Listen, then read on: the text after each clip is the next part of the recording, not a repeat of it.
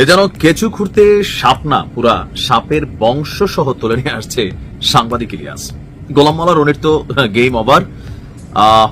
আমার কাছে একটু আশ্চর্য লাগছে যে মানে কেমনে কি। তো যাই হোক, আমার কথা শুনে অনেকে বুঝবেন না, প্রথমে একটু ফোনালাপ শোনাচ্ছি, তারপরে বলছি বিস্তারিত কথা।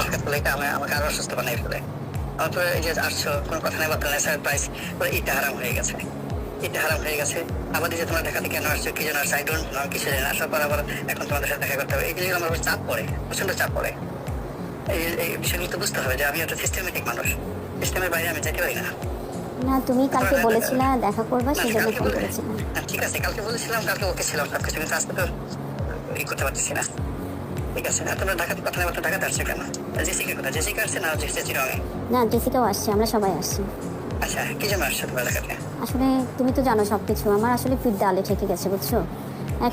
এখন কি করবো বলো না। তোমার এখানে ভেবেছিলাম যে তুমি আমাদের জন্য একটা কিছু করবে। নিশ্চয়ই শুনেছেন, কনভারসেশনটা অনেক লম্বা। আসুন সংক্ষেপে গোলাম মাওলা রনির দ্বিতীয় স্ত্রী ফারজানা সম্পর্কে আমরা কিছু তথ্য জানি। এখানে যেটা হয়েছে, মাঝে মাঝে সুখের অসুখ হয় মানুষের, তো গোলাম মাওলা রনিও সম্ভবত সুখের অসুখে তিনি ভুগছিলেন। আরেকটা কথা আছে যে মানে ঘরের যিনি বউ হন, ভাই যে যত বড় গুন্ডাই হোক, ঘরের বউয়ের কাছে আসলে দিন শেষে সবাই ধরা। ঘরোয়া ভাবে কিছুটা অশান্তি তো তিনি পাচ্ছেনই, প্রত্যেকের সংসারে আছে। তবে এই সংসার থেকে মাঝে মাঝে মুক্তি পাওয়ার জন্য অনেক পুরুষই এই ধরনের কর্মকাণ্ডে লিপ্ত হয়, যে দ্বিতীয় আরেকটা বিয়ে করে। তবে যারা সামাজিকভাবে প্রতিষ্ঠিত, ইসলামে 4টা বিয়ে জায়েজ থাকলেও বাস্তবে হচ্ছে মানুষ এগুলা মানে না, এগুলো নিয়ে আলোচনা সমালোচনা হয়, যার কারণে অনেকটা গোপনীয় ভাবে এই ফারজানাকে তিনি বিয়ে করে তিনি রেখেছেন। ইভেন এখানে সবচেয়ে যে খারাপ জিনিসটা হয়েছে সেটা হয়েছে কি, ফারজানার রানিং একটা সংসার ছিল, সম্মত ছেলে এবং মেয়েও আছে। তো সেই সংসার থেকে তিনি টেকনিক্যালি ফারজানা রূপাকে সরিয়ে এনেছেন। সাংবাদিক ইলিয়াসের হাতে যে এভিডেন্সটা পড়ছে, এই টোটাল এভিডেন্সটা কিন্তু তার দ্বিতীয় স্ত্রী ফারজানার দেওয়া। ফারজানা কেন দিল, টোটাল কনভারসেশনটা অনেক লম্বা, সেখান থেকে সার সংক্ষেপ যদি আমরা বুঝতে চাই, গোলাম মাওলা রনি তাকে বিয়ে করার সময় যে বক্তব্য দিয়েছিলেন অথবা যেই স্বপ্ন দিয়েছিলেন, বা মহিলা যা ভাইবা তার প্রথম জামাইকে ডিভোর্স দিয়া গোলাম মাওলা রনিকে বিয়ে করছিলেন, দিন শেষে গোলাম মাওলা রনি কিন্তু এই বিয়েটাকে সামাজিকভাবে স্বীকৃতি বা পারিবারিকভাবে স্বীকৃতি দিতে চাননি, গোপন রাখতে চেয়েছিলেন। আর এরপর যখন মহিলা গোলাম মাওলা রনির অফিস থেকে শুরু করে বিভিন্ন জায়গায় তিনি যাতায়াত করার চেষ্টা করছিলেন বা নিজেকে জাহির করার চেষ্টা করছিলেন, তখন সেখানে আইন শৃঙ্খলা বাহিনী পুলিশকে কল করে তার স্ত্রীকে চাঁদাবাজ হিসাবে, চাঁদাবাজ মানে তার কাছে টাকা টোকা চাইতে আসছে, ব্ল্যাকমেলিং করতেছে, এরকম ভাবে শাহবাগ থানার পুলিশ খবর দিয়ে তাকে অফিসে কিন্তু হেস্তনস্ত করেন। আর সেখান থেকেই দ্বিতীয় ধাপটা শুরু হয়। এবং কি এই কনভারসেশনে আপনি গোলাম মাওলা রনির যে ভয়েসটা শুনতে পাচ্ছিলেন, সেখানে আরো একটা স্পর্শকাতর বিষয় হচ্ছে, তিনি আপনার কোথাও না কোথাও তার স্ত্রীর কাছে মিথ্যা বলছিলেন, প্রথম স্ত্রীর কাছে। এখন আমরা যারা বিবাহিত আছি বা যুবক সাবাল, এই দেশের জাতি বড় ব্লুটুথ, ফিজিক্যাল রিলেশনটা প্রথম স্ত্রীর সাথে সম্ভবত তিনি কন্টিনিউ করছিলেন না। তো তার কাছে তিনি যেটা বলছিলেন যে তিনি শারীরিকভাবে অনেকটা অসুস্থ। এখন দ্বিতীয় স্ত্রীর কাছে, প্রথম স্ত্রী যখন দ্বিতীয় স্ত্রীর বিষয়টা জানতে পারে, তখন প্রথম যে জিনিসটা জিজ্ঞেস করছিল যে রনির কাছে তো কিছু নাই, তিনি তো শারীরিকভাবে ফিট না, কিন্তু দ্বিতীয় স্ত্রী বলতেছিল যে না, তিনি তো শারীরিকভাবে ফিট। এখান থেকে কিন্তু বিষয়টা হিট হয়ে গেছে। আর হিটের মেইন রিজনটা হচ্ছে দিন শেষে এই মহিলাকে তালাক দেওয়ার যে পদ্ধতিটা গোলাম মাওলা রনি তিনি অবলম্বন করেছেন, সেই পদ্ধতিটা আসলে রং ছিল। আর এই কারণেই ওই যে কয় না, মহিলা মানুষ সোজা তো সোজা, আর ব্যাকলে সারা দুনিয়া উলাই দিতে পারে। আজকে গোলাম মাওলা রনি সম্পর্কে এই মহিলা তিনি সাংবাদিক ইলিয়াসের কাছে যতগুলো তথ্য দিয়েছেন, বা গোলাম মাওলা রনির সাথে যে কনভারসেশনটা ফাইনাল যেটা আমরা প্রথমে শুনলাম, এটা তিনি সম্পূর্ণ রেকর্ড করে রেখেছিলেন। কারণ গোলাম মাওলা রনি ওই মুহূর্তে কিছুটা রহস্যজনক আচরণ করতেছিল। তার কাছে তখনই মনে হয়েছে যে রনি সাহেব যে কোনো সময় তাকে ডিভোর্স দিতে পারে বা সংসারটা থাকবে না, সেই কারণে তিনি কিন্তু কৌশলে এই বক্তব্যগুলোকে রেকর্ড করে রেখেছেন।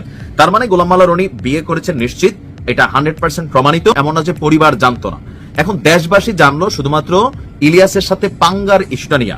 সাংবাদিক ইলিয়াসের সাথে পাঙ্গার বিষয়টা, এরকম যাদের দুর্বলতা আছে তাদের জন্য এক কথা এটা যে রাজার সাথে হাজা আর দৈরার সাথে ইডাইডি। এখন সোশ্যাল মিডিয়ার যুগ, প্রযুক্তির যুগ, গোলাম মাওলা রনির মান সম্মান সামাজিক ইজ্জত আছে। যদিও তিনি গতকালকে পরিবারের কাছে হয়তো মুখ রক্ষার জন্য স্ট্যাটাসটা দিয়েছিলেন, এটা তো বোঝা যায় যে পরিবারের কাছে মান সম্মান বা আত্মীয় স্বজনের কাছে মান সম্মান বাঁচানোর জন্য সাংবাদিক ইলিয়াসের ওই পোস্টের এগেনস্টে তিনি এই পোস্টটা দিয়েছিলেন। এখন যে ছবিটা সাংবাদিক ইলিয়াস প্রকাশ করছে, গোলাম মাওলা রনির সাথে তার প্রথম দ্বিতীয় স্ত্রী আসলে ওই রকম কোন ছবি সম্ভবত নাই, যার কারণে একটা পারিবারিক ছবি হয়তো আমরা দেখতে পারিনি, যে ছবিটা নিয়ে কনফিউশন ছিল। তো দিন শেষে এখান থেকে অর্জনের জায়গা কোনটা? জিরো।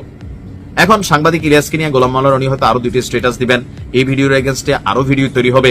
ওই যে ব্যক্তি জীবন ঘাটাঘাটি, এখন প্রত্যেকের জীবনে 2 সেটটা হয়তো পজিটিভ নেগেটিভ ঘটনা থাকে, কারণ কেউই বোঝে না যে জীবনে এক পর্যায়ে গিয়ে এরকম বড় একটা ক্যারেক্টার হয়ে যাবে। তো এই বিষয়গুলো আমার মনে হয় যে গোলাম মাওলা রনির উচিত বিষয়টা নিয়ে সামনের দিকে আর কোনো কন্টেন্ট তৈরি না করা। আর সাংবাদিক ইলিয়াস তিনি হয়তো আগামী 2-3 দিনও এটা নিয়ে হয়তো আরো 2 একটা কন্টেন্ট বানাবেন, কারণ তিনি যারে ধরেন তারে মোটামুটি সর্বনাশ বা শেষ করেই ছাড়েন। প্রথমত সাংবাদিক ইলিয়াসকে আমি ধন্যবাদ দিই। আসলে এই সাংবাদিক ইলিয়াসই কিন্তু মানুষ পছন্দ করে। সাংবাদিক ইলিয়াসকে বিভিন্ন কারণে পছন্দ করা মানুষের সংখ্যা আছে, অপছন্দ করা সংখ্যাও আছে। তবে ওনার মধ্যে একটা খারাপ গুণ আছে, মেজাজ হারাইলে তিনি অশ্লীল বাক্য প্রয়োগ করেন, যেটা আসলে হয়তো আমরা অনেকেই যারা ওনাকে পছন্দ করি বা ফলো করি আমাদের কাছে মনে হয় যে না, ইলিয়াস ভাই এত নোংরা ভাষায় আক্রমণ করা উচিত না, তিনি তো এমনি কথা বললে মানুষ শুনে। যাই হোক, গোলাম মাওলা রনি সাংবাদিক ইলিয়াসের মাকে নিয়ে যে কাজটা করছে কোনোভাবেই কিন্তু এটা কাম্য না।